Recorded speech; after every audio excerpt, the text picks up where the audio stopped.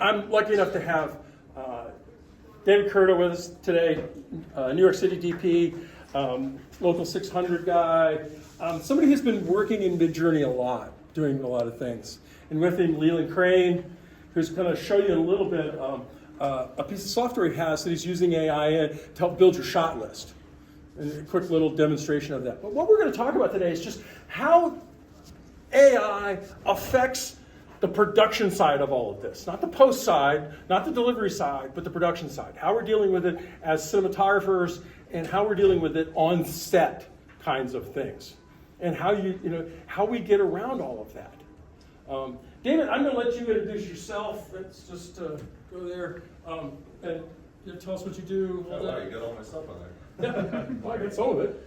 Well, I'm a cinematographer, local 600. I run a group called Cinematography Salon with roughly 6,000 members across multiple platforms, where we have all sorts of discussions about cinematography. And I have always been fascinated by technology. I grew up building my own computers and using the latest software.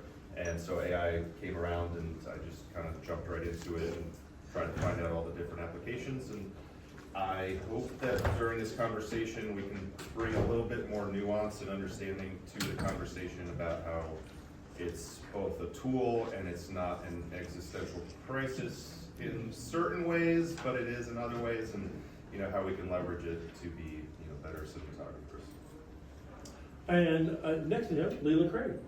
So yeah, I'm also a local 600 DP. I'm a few years older than Dave, so I started out in completely analog film and analog videotape, and I then learned digital, with the red camera and going to digibeta, and now I almost shoot exclusively on digital, and the process has changed a lot, but we basically create images. So one of the things we do in planning is to create a shot list so that we know what the hell we're doing when we get on set.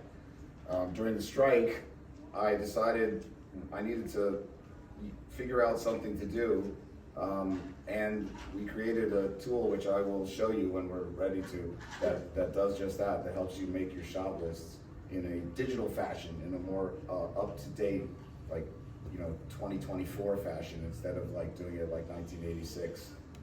Well, and that brings up a real interesting point because, building a shot list, didn't think of using AI for something like that.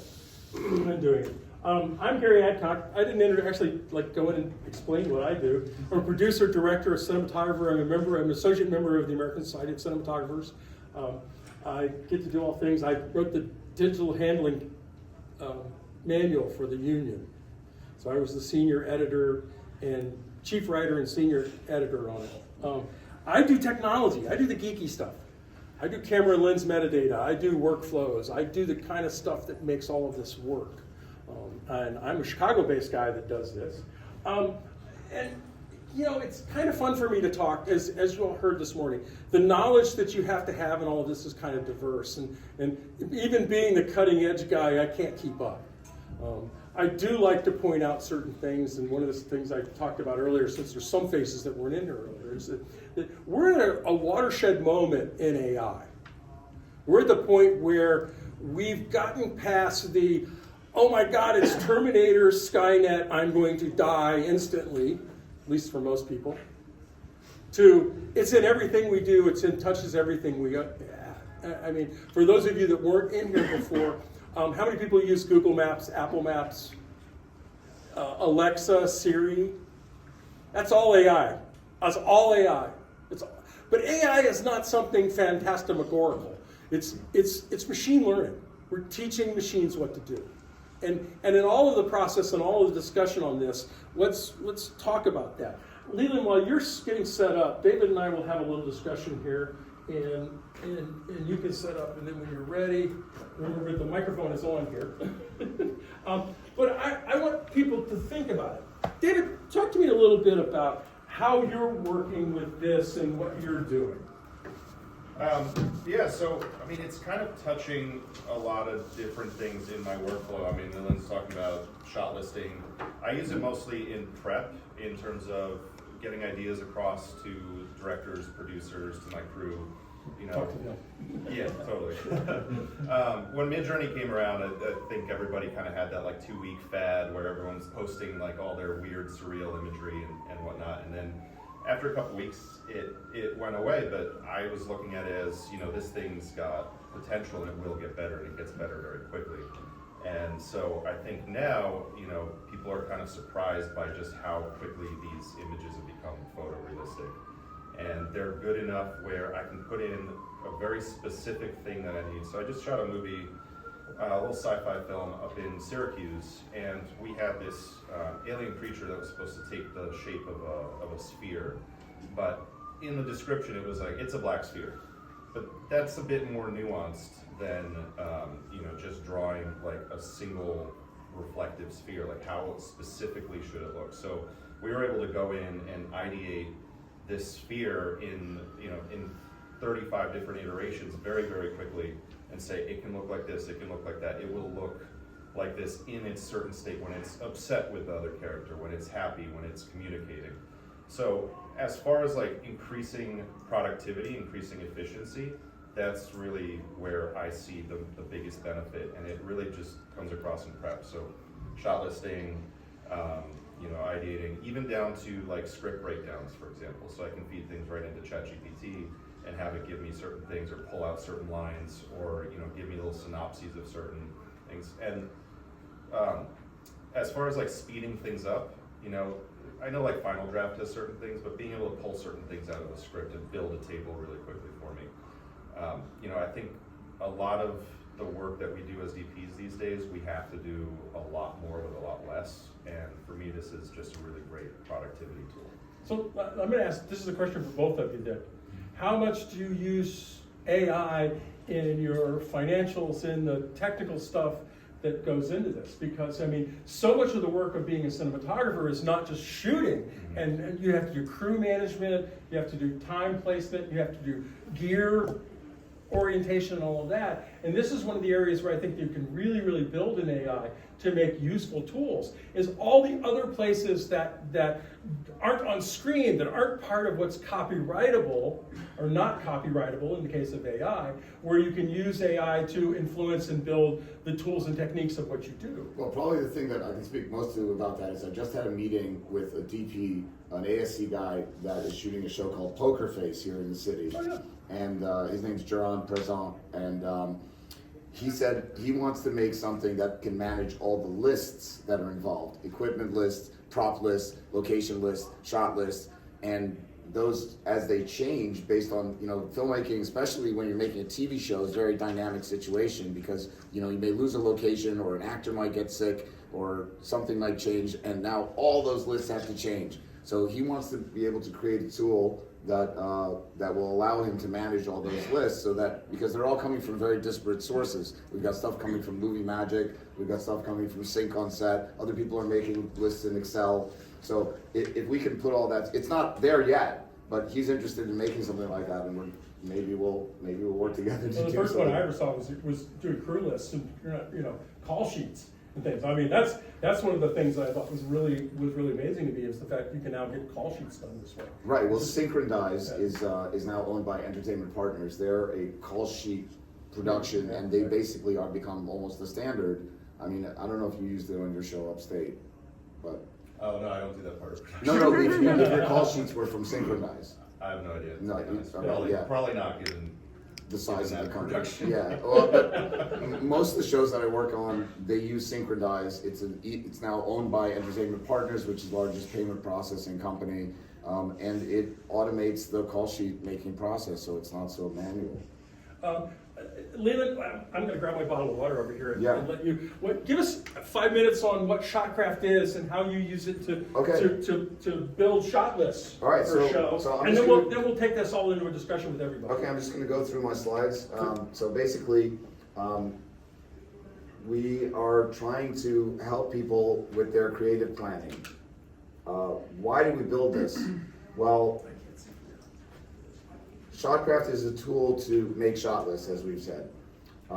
We built it because I was working on a lot of indie projects, and some little bigger than indie projects. Like, I was doing a Hallmark movie in Connecticut, and the director was late, the locations weren't locked. He came in like 4 days before we were supposed to shoot. It got to the Friday before we were about to shoot on Monday, and we weren't done with our shot list. And I called the producers and I said, listen, we can do one of two things. We can work on Saturday, me, the director, and somebody to type, which was the AD, because neither one of us, me or the director, know how to type that well. Or we could show up on Monday unprepared. And they said, well, you mean you want us to pay you a double day for Saturday, right? Is that what you're saying? And I said, yes, because you need us prepared. And so that's when it started dawning on me during the strike, when I was thinking about a lot of situations like that, how we could have done this a little bit faster. So that's why we started to work on it. Basically, it's a really simple tool. You upload your script, it generates a shot list, which you can then customize. It's got 6 or 7 different fields, including notes. And then you can add pictures, and you can output and share it with your team. Here's a little 40-second video. Here you are uploading a script. It breaks it down. Now you've got your shots on the right, your script on the left. You can put in what kind of movement you want. If you want it to boom down there, you can say if you have multiple cameras, how many cameras, what camera is going to see that. Now you can include images. These could be images you take on set, or they could be scout images. They could be images you created. And then you can drag and drop and hit the button and bang, you're done. So there's your shot list. Establishing shot, craning down to bustling city of New York, medium shot, tilted down, steady cam, long lens, etc. So now I just wanted to give you just an overview of like some of the other digital tools that are out here. One of the big inspirations for me was ShotDeck, which is a very generalized tool where you can grab images from movies. And a guy named Lawrence Shearer, who's a cinematographer, you guys might know, he shot like Joker and all these big giant tentpole movies. He was involved with the creation of that. And it's sort of in the same realm as some other tools that aren't really filmmaking tools, but are used by filmmakers like Canva and Miro. There's a bunch of storyboarder apps out there, and they're very specialized and also kind of expensive, the ones that work well. And then there's the screenwriting programs I mentioned, Sync on Set. Studio Binder, maybe some of you know, is a great tool, but it's a all-in-one. Like you have to buy the shot listing tool, which doesn't use AI. You have to buy the screenwriting tool, the budgeting, managing, etc. So just want to show you like what the landscape of what's out there. And then one of the things Dave started to mention that I think is really important is that not only does tools like this and others allow you to get to A to B a little quicker so that you can then do B plus, B2, B3, B4, and just keep iterating. And that's the thing actually Jerron, the guy I was talking to, was very excited about, because he wants to be able to see how a 10K, a light, is going to look in this position and every position from here over to the wall, so that he can know exactly where he wants it in seconds. So he's looking at tools like that. And so the other aspect is really cool is a lot of people told me that they're taking unformed ideas, throwing them into ShotKraft and getting out shots. Like even if they just have like a paragraph of, a thought of something, that gives them an idea of what they're going to create. So it shortens that timeline to be able to go from idea to something shootable. And now in our pipeline, what we're going to be looking at doing next is how we can not only give you a shot list, but also give you something that's more like your shot list, something that you want to do for comedies, something that you want to do for dramas. Maybe you have a Michael Bay style action movie. You're not going to want the same shot list as you would for a comedy. So that's something we're looking at. And then training, training your own creative assistant. Something that we're also looking at down the road is possibly having our own large language model that works specifically for you. It would be like if you have a very specific Wes Anderson style that you want to remain adherent to, you should be able to give it some of that work start making your first shot list, and then it can learn from you and stay in your sort of profile. So you have almost like your little socket inside the AI. So that's... See, where I see that is different. I see that, Leland, go back for 1 second. Yeah. Because where I see that is you have a private production company or you're a production company that does industrials for a specific client. Right. I've got a client that I work with that does very specific training videos for in avionics and aerospace. Right. And okay, here's the United one, here's the American one, here's the Delta one, and this is how you train everybody. And they all have specific parameters and specific order of how shots are supposed to be shown. Mm-hmm. So customizing the tool sets so that you can have it for, not for the Wes Anderson stuff, but for the bread and butter Oh, yeah. clients that we all get. Well, I'm just making sure. No, you're right, because you know what I built this for people like me and like Dave, but it turns out that people like us are already kind of set in our ways, and we'll play with something like this, but we'll use it kind of like as a backup, Right. So we don't forget to get an insert or a wide shot. But the people that really love it are the people that are on the lower end of the spectrum, that are doing the industrials, that are doing huge volume of work. They're making like dozens of short films for real shorts. We have one user that's making like, he said like 50 short films the next 3 months. And also people that are learning, that maybe haven't done a shot list, but they know they need to do one. Well, this gives them the basics. So let me just leave you with these 2 QR codes, because one of the things that's we've done is try and build a community around AI, get people less scared, partially, we created a Facebook group and we did 2 panels on Zoom, one with an entertainment attorney, so we can talk about the legal aspects of AI, a lawyer, a journalist from the Wall Street Journal who writes about tech and media, and another entrepreneur who uses AI. And then the second group was with the guy I mentioned, Jaron, a guy who did Artemis. Some of you may be familiar with Artemis, the Director's Viewfinder app. So he was on one of our panels, as well as Guy Goldstein, who is the guy behind Writer's Duet, which is apparently the second largest screenwriting program after Final Draft.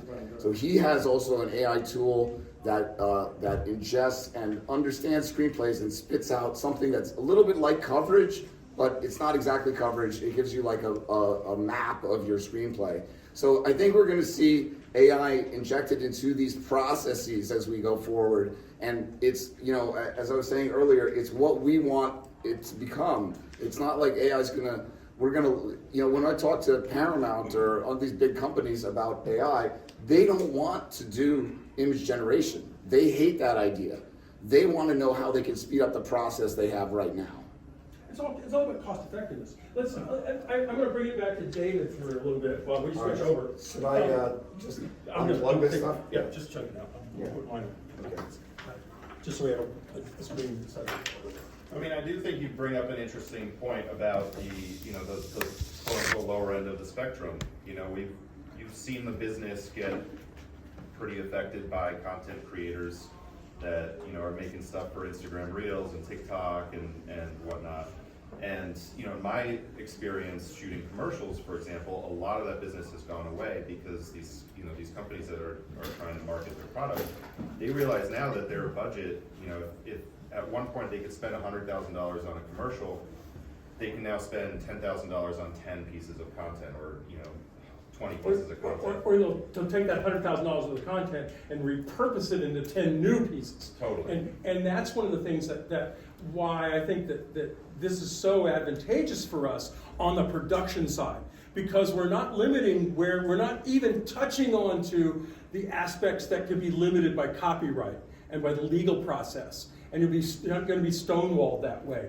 But now we have these tools that build the production, allow the productions to grow faster, to move faster, to be much more flexible, to be more responsive to the needs of the clients. And it doesn't matter whether you're doing, most of the people in here are not going to do episodic television and feature films. They're going to do industrials, they're going to do corporate video. They're going to do a lot of that kind of work, which is the predominant part of where a lot of the technology goes.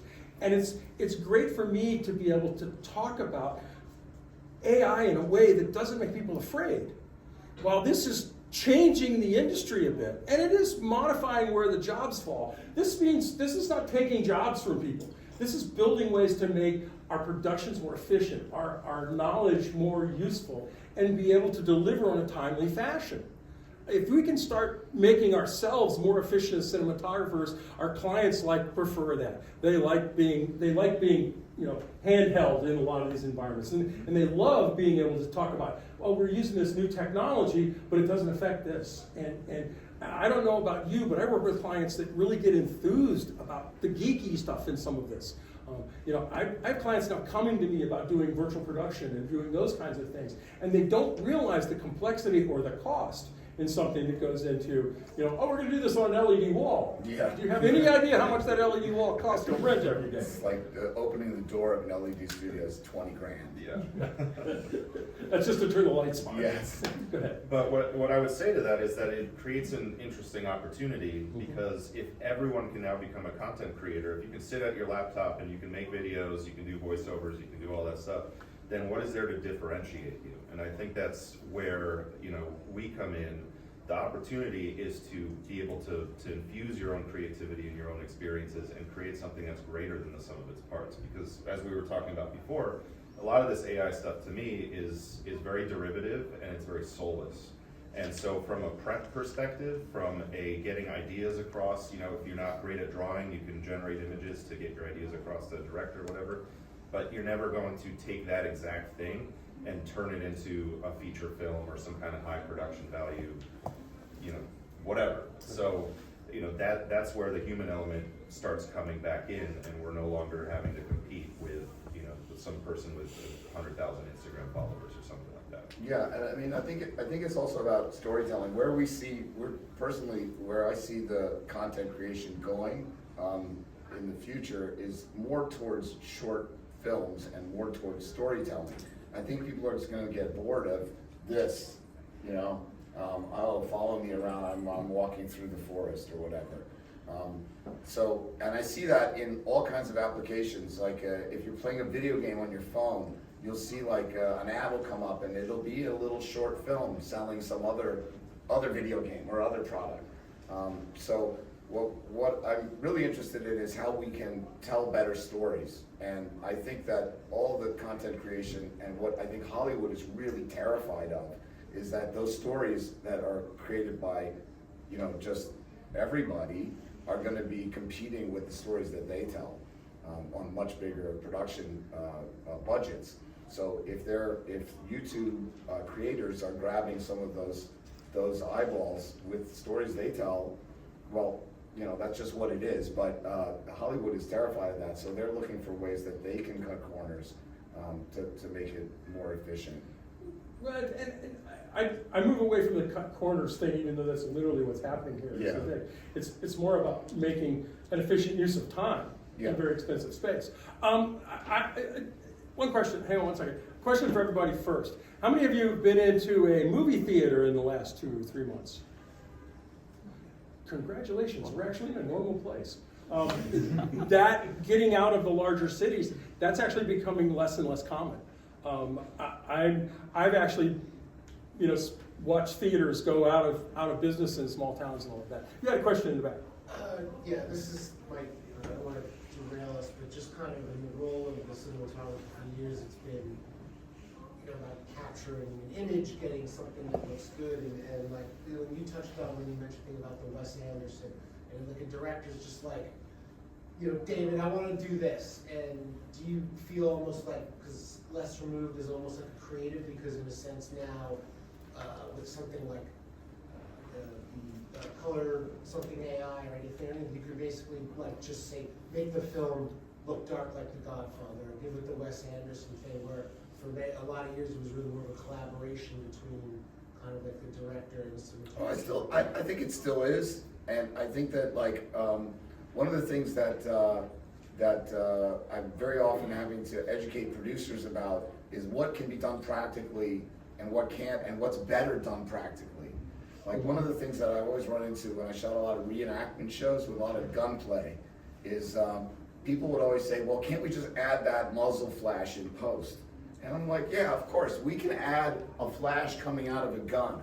But what we can't add is the flash on the wall that is created by, what if there's a gunshot that's back here and the light from that gunshot is hitting a wall that is not, that we're dollying around and seeing. Like, those things have to be done practically.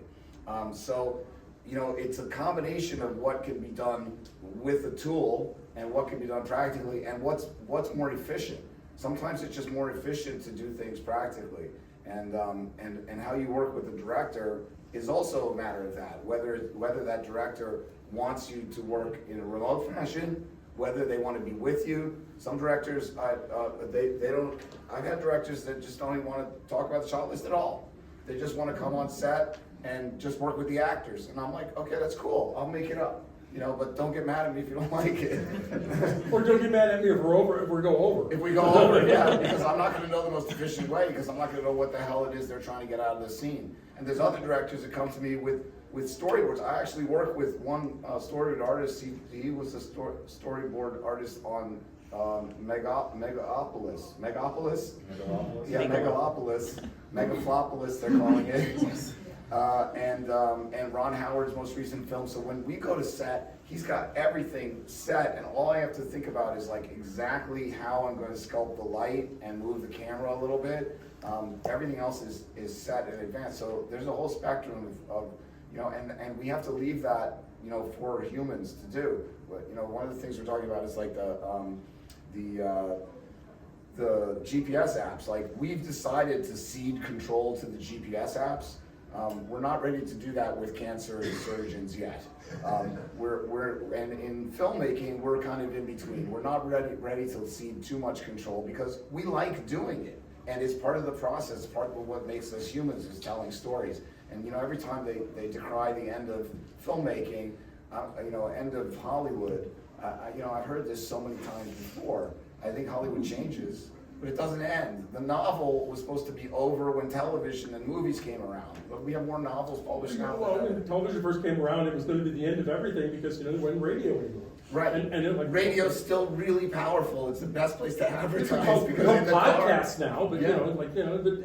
but I mean, that's the thing is there's always this diehard feeling that whatever technological advance is coming to us, it's defeating the purpose of it, and it's going to be the end of civilization.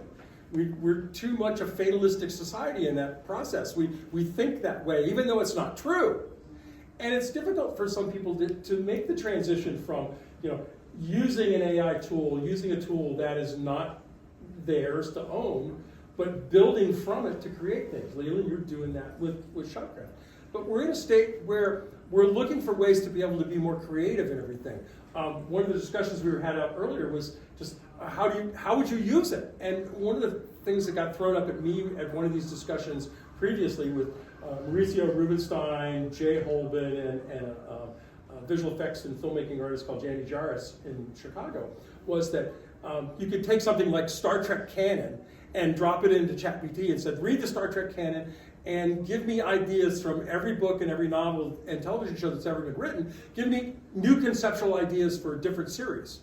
And it's like, well, bring something from the Klingon point of view. Bring something of a planet that's being visited by the Federation for the first time. And you have these concepts for ideas that come out of it that then we could build on.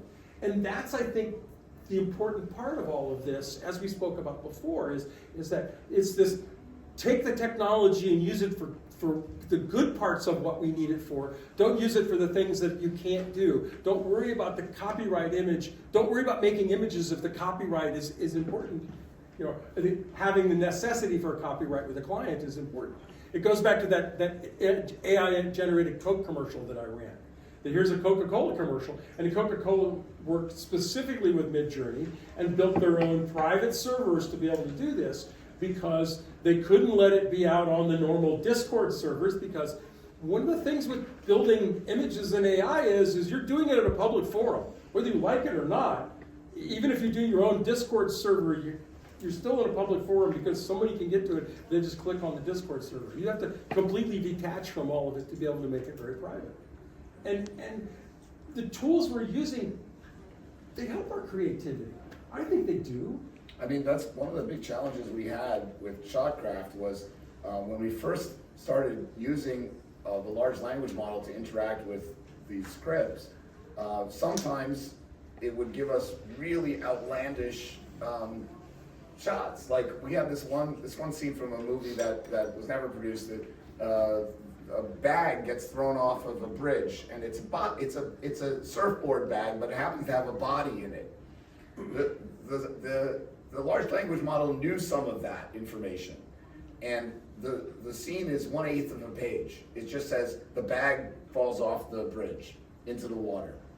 Well, it gave us a helicopter shot and a shot from underneath the water where the bag like goes in towards the camera, and like another high angle shot of it rolling off. I mean, it was crazy.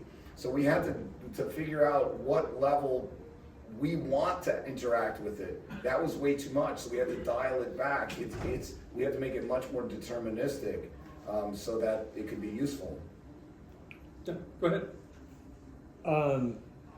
You mentioned like public these tools, and anyone can see on Discord what you're doing. So that's a good avenue. Do any of you use local models, like offline model, like Comfy UI, or? I build them. I build models for other people. So. Do you think ShotKraft could be like a really good collection of nodes that somehow? Yes. Yeah, in the future. Well, and again, the question is more about if you're building your own models, how do you use them?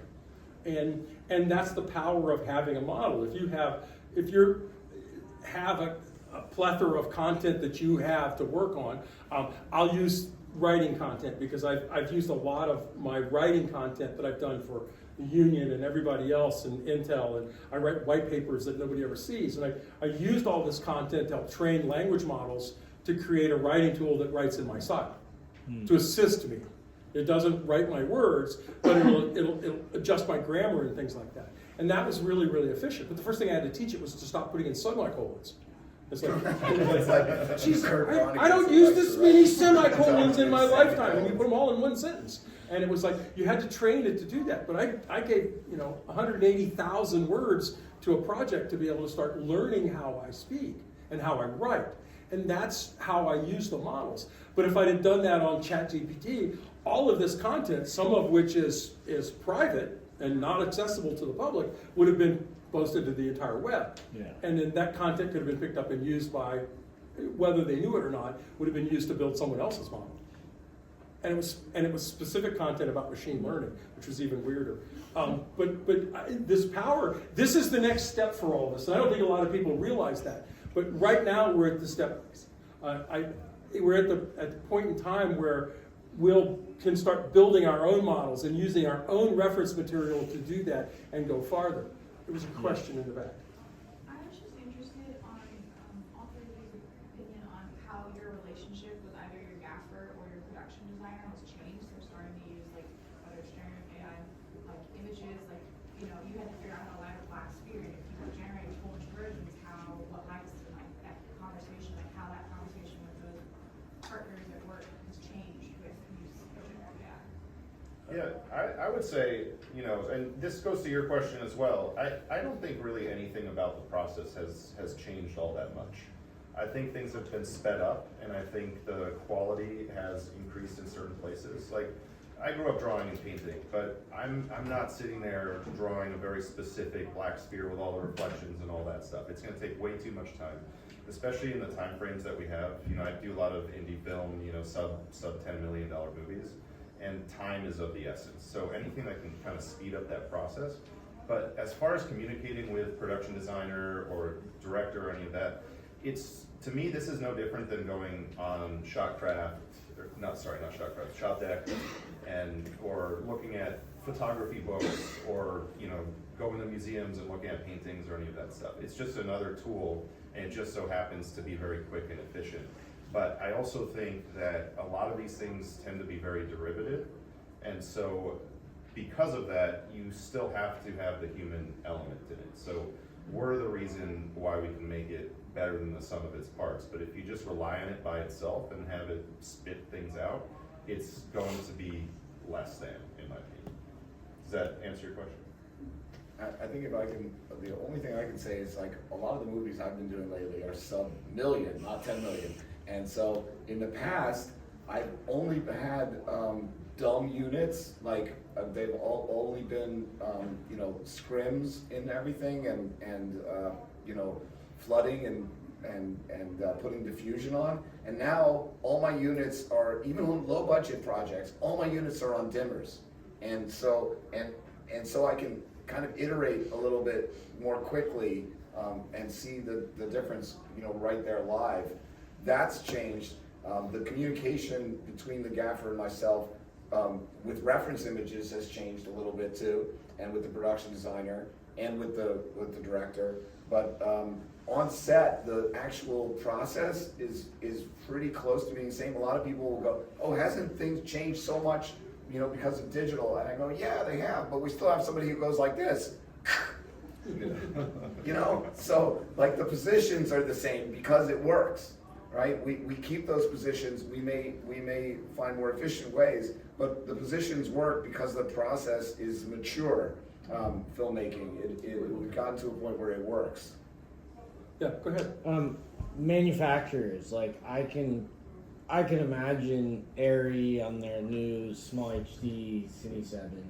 You do a shot, right? And you get over here. Hey, next time maybe go a little over there. And the manufacturers start putting AI models inside the equipment. It's already there.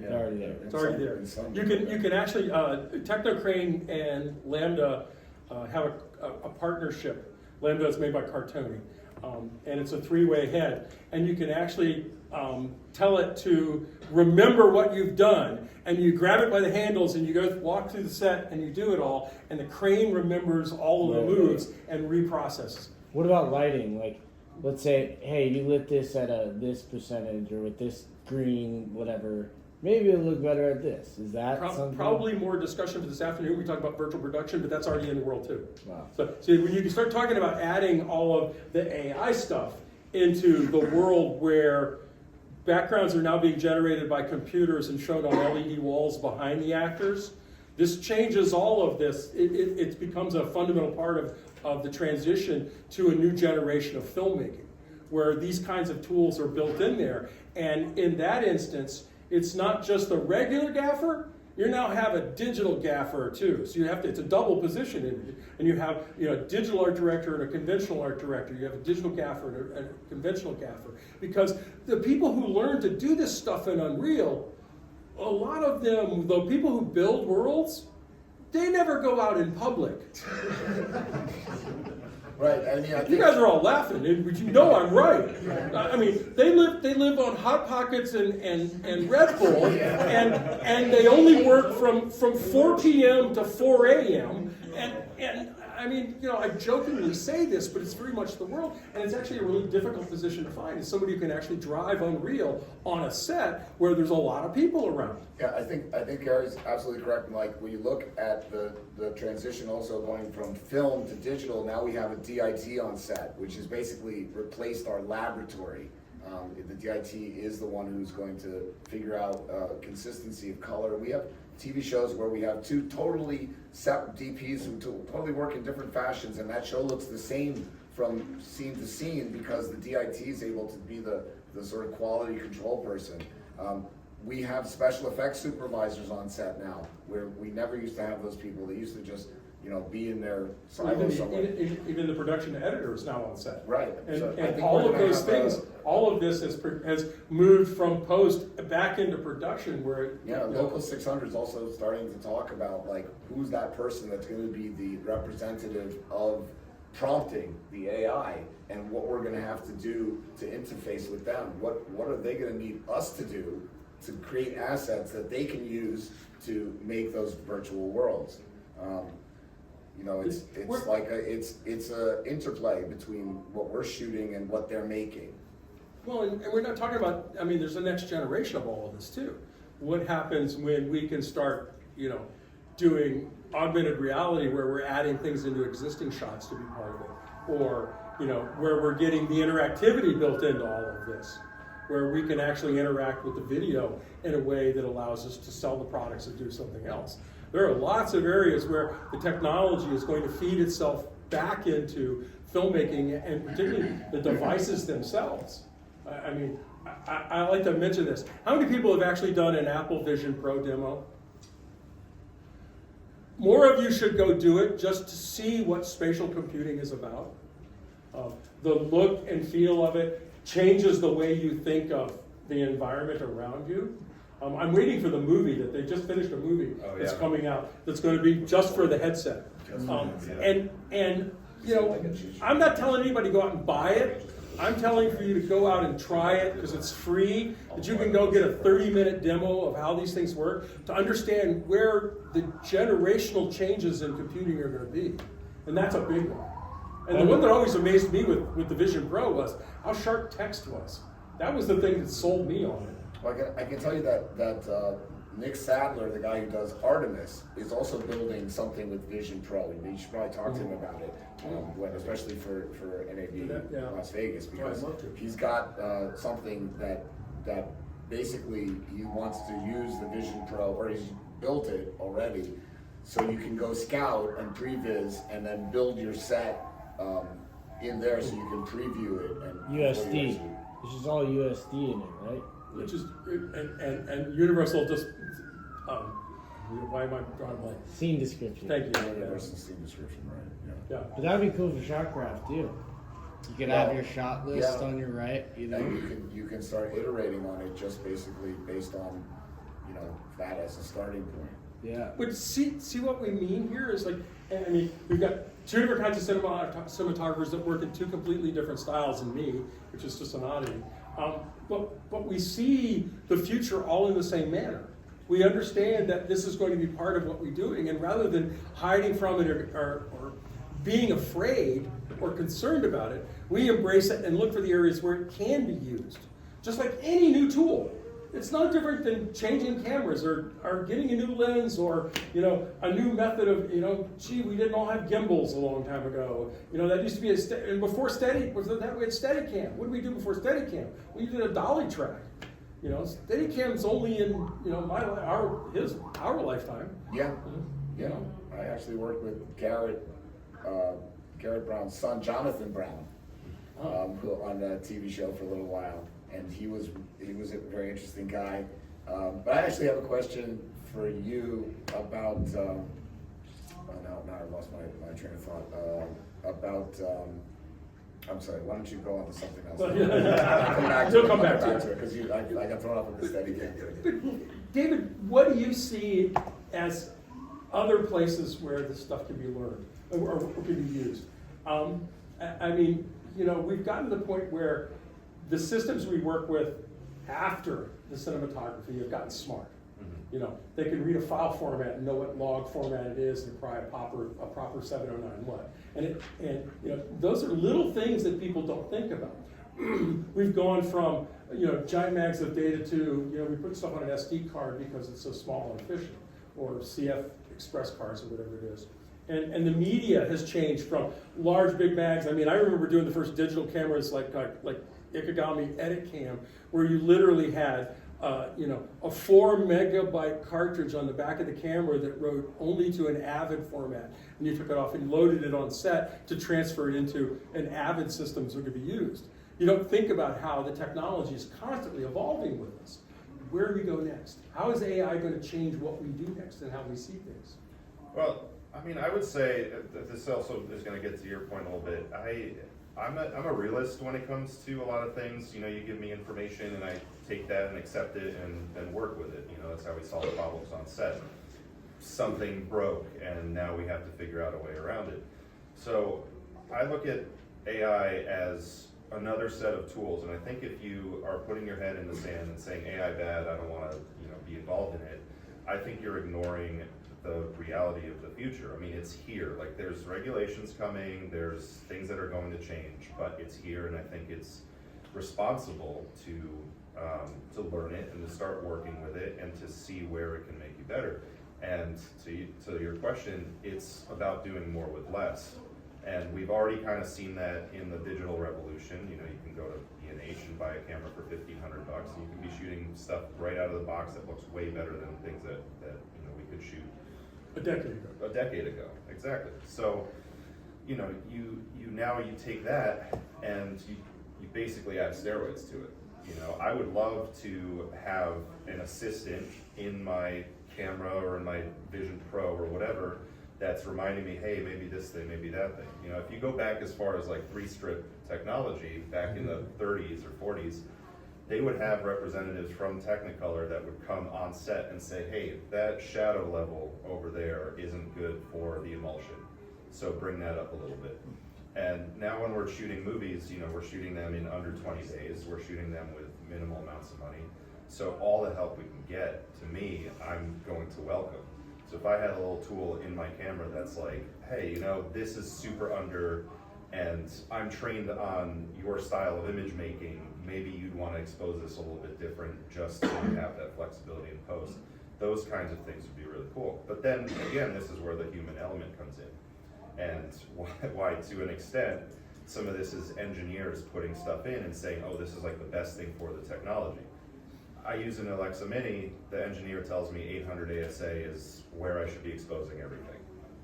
But the last 3 projects that I've shot on it, I've shot on at 1600 because I find the highlights more pleasing, I like the texture, and this is a subjective thing. So if I have something that kind of helps me say, all right, maybe this color of light in the background, maybe this exposure bump, maybe this thing, maybe that thing, but then I can take all of that and within seconds make a decision that then makes that project better. I'm now doing my job as a cinematographer that's been hired to do a movie for X amount of dollars in X amount of time. I think I remember what I was going to say. It has to do with the AI bad thing. So you're an associate member of ASC. So I've been reaching out to ASC members and also Local 600 members because they've been doing some forums about AI to inform people and also to get them so they're not terrified of it. The one person that when we beta tested our tool, really like refused to try it was a cinematographer and director named Michael Goy, who now runs the AI committee for the ASC. So I think it's important to look at like the Luddites and say like, you know, okay, well, I'm sorry to feel that way, but you're gonna have to deal with this at some point. The only people that we found have this knee-jerk reaction against AI at this point are those that sort of consider themselves above that stuff. Now, Michael is famous for wanting to do everything practically that he can. That's like his shtick. He really likes to do things, write things down with pencil and paper, and if he can find a way to shoot an effect practically, I think there was an example from American Horror Story that he showed with Lady Gaga. They had her standing in a very still, and they had all this motion behind. Everyone was like, "Oh, why aren't you doing this on green screen?" And he was like, "Because I don't have to. I want to do it this way because I know I'm getting this." And so I think there's a lot to be said about that in terms of the. So my question for you is: have you spoken to Michael or the ASC committee about this?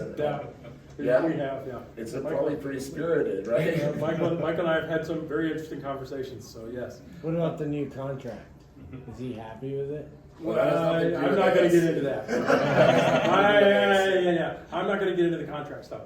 But know that was a big part of it. I mean, that and the contract we're talking about is the actors and writers strike, but it's also the 600 just did a new contract and talked about how AI is going to be used in the industry.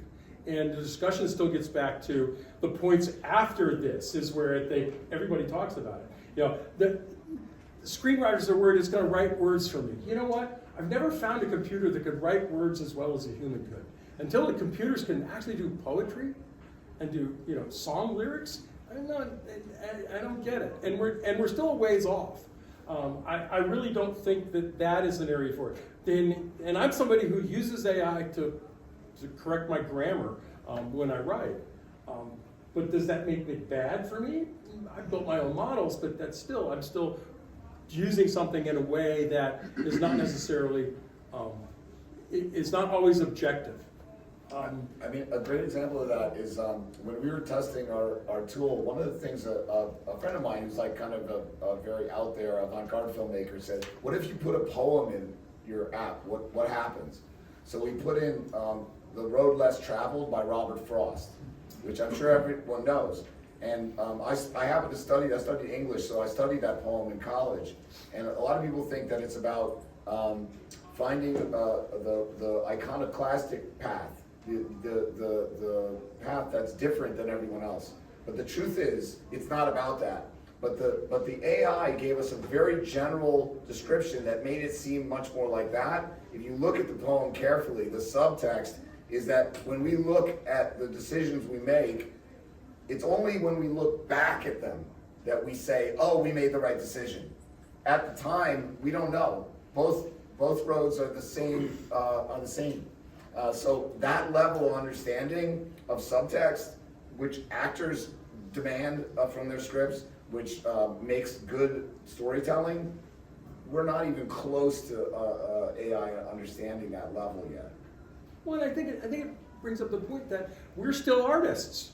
We still look at this and want to create images, in a way that we always have.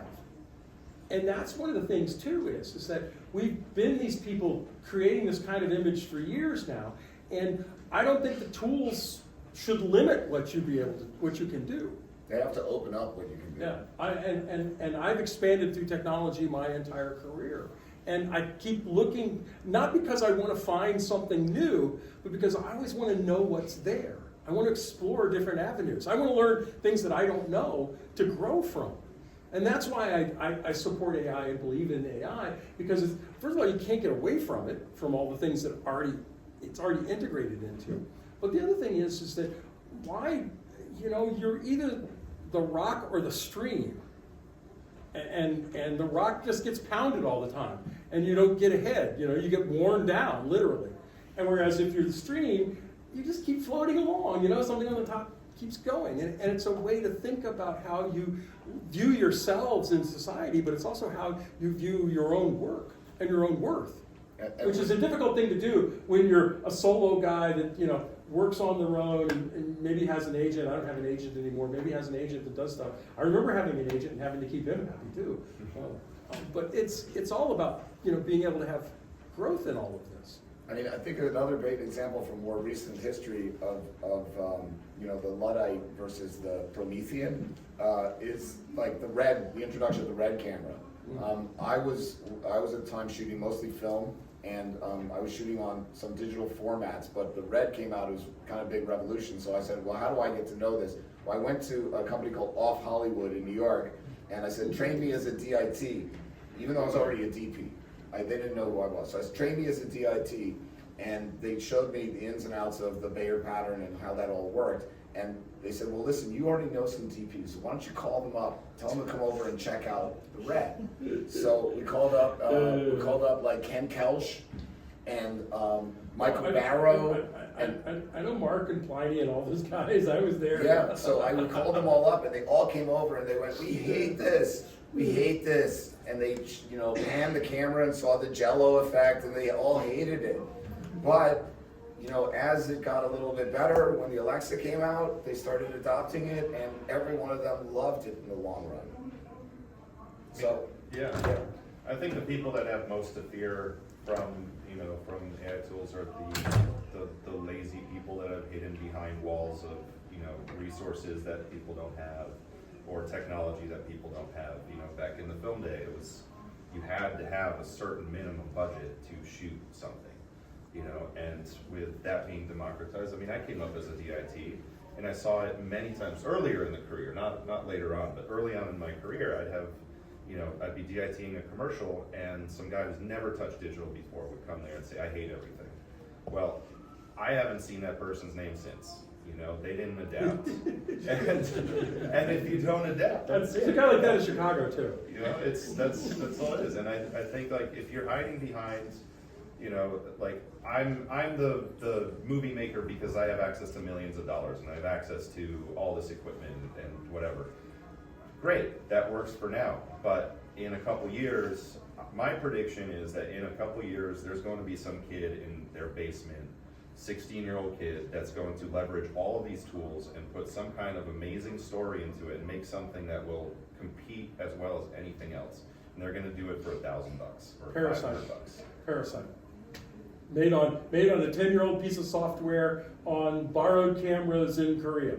You There you know, okay, perfect example. Yeah. We've got like 5 minutes left. Questions from anyone? Oh, you're not any fun. Covered Yeah, everything. go for it. You talked a little bit about how you would love like an assistant like in the camera, but then you just mentioned the word DIT, and I was just thinking like, would that assistant that would help you be actually with DIT like in the computer using maybe buttons that you generate specific for that show or that story, and be able to help assist you with based off information what camera you're shooting and tell you like what you said, where if the shadows are too low or if things like that, or reminding you that you have your ND on and your assistant put on the map box or whatever, but like, would it be there or would you want it in the camera? Honestly, I don't know what that would look like. You know, I mean, maybe it's a little earbud and it's a voice in there that says, "Hey, don't forget to do this." Hey, like the ND isn't set right in the camera. I don't know what it. Isn't that what a first AC's for? Yeah, but again, if you're, you know, there's a different world where if you're shooting a movie in 16 days or 14 days and you're working with a crew that's very green because you don't have the money to hire. And now, like right now with the slowdown, it's been much easier to hire qualified people and more of them. But there was a point a few years ago where I'm trying to do like a $300,000 movie with a phenomenal script, and I can't find a single qualified person in my quote-unquote Rolodex that I've worked with before because they're all so busy on all these other shows. So I end up working with, you know, a crew where the oldest person is maybe 24 or 25. You know, one of them doesn't even, like, my grips didn't even know how to work with a Fisher dolly, for example. And so we have to come up with ways to actually make that a success. And so just having all the help I can get, whether that's digital or it's an assistant or whatever, I will take in that situation for sure. But if you have ideas, I'm more than open I think if I could throw something in here, the thing that I'd like to see is a way to speed up the testing process. Like the last feature I did, it's at a few festivals right now. We decided on using an Alexa LF instead of a Venice because we tested both very extensively with a whole bunch of different lenses. We started during the strike, so we had the resources to test and test and test, but it took many days. So if there was a way to speed up that process, iterate on that more quickly using AI, show me what it's gonna look like on all of the cameras, not just the two I can test. You know, tell me what these lenses, but one of my friends worked for Claudio Miranda on a movie called Benjamin Button, and he worked as first AC, and then he got a call from Claudio about 2 months later saying, "Are you available?" He said, "To do what?" He said, "I want you to go to Panavision Woodland Hills, and I want you to take every single digital camera, I want you to put every single lens available on every single digital camera in every combination possible." And he said, "Okay, I'll see you in about a year," because that's about how long it took him to do that. And he booked him, Claudio booked him for 1 year to just do that, and he had to cover himself whenever he had another job. So that kind of, you know, waste of time can be cured by something like AI. See, but, and you say it's a waste of time, but having done those with Roberto Schaefer and Dave Stump and other things, Yeah. and done those lens tests and set through, you know, classes with Matt Duclos and the people who design these lenses in a different way, the knowledge that you gain from that is unbelievable. Oh, sure, but can it be sped up? But it can it be sped up? But I mean, just the sheer knowledge base of learning how different lenses work on different cameras alone is an art form into itself, because they don't all react the same way. And Panavision's a good example of that, because they remount everything into their mount. And if you don't specifically work with another camera system, or if you work with another camera system, they put that mount on the other camera systems, for those of you that don't work with Panavision. And Panavision does some things that are really weird. Panavision is the last place in the country that still uses 25mm rods. Everybody else went to 14 or 19. 19. Everybody else went to 14. And so Panavision, and they mount the rods not under the lenses, but on the side of the camera. I mean, it's like, there's crazy things that you have to learn. Another thing that people don't think about, and we talk about cinematography and all of this, is how the language changes from place to place. Things are called different in different places. And what is an Edison here is a household on the West Coast in Chicago. And it's like, you don't think about just how things are. But those are the kind of things that you have to learn as part of the process. And that's that's where all this is going. It's like, this is just another tool in the toolkit. This is just another thing to be working on, to know, to learn about, to make yourself better. Well, here's an interesting question. So, you know, Panavision has always had a little bit of a gatekeeping thing going on, for better or worse. What about emulation? What if you take this lens test library, And you emulate one of the you're able Panavision lenses, yeah, that'd you're be able amazing. to go out with an FX3 with a stills lens on it, and in it has a way to emulate the Panavision blue streak. Well, if you do it, streaks are easy because Hawk makes lenses that do, the filters that do that. Lindsay Optics makes filters that do that. Tiffin now makes a flare filter too. But none of them look But then look at Module 8 that's building an adapter for a lens that gives you that, you know, K2 old Canon FE K35. look for there. And there's manufacturers that do that also. Again, it's the up. So it's we get all of this. I want to thank everybody for this. Guys, this has been great. I hope you had some fun. Be able to talk about art and everything. David Kruta, Leland Krane, thank you very much.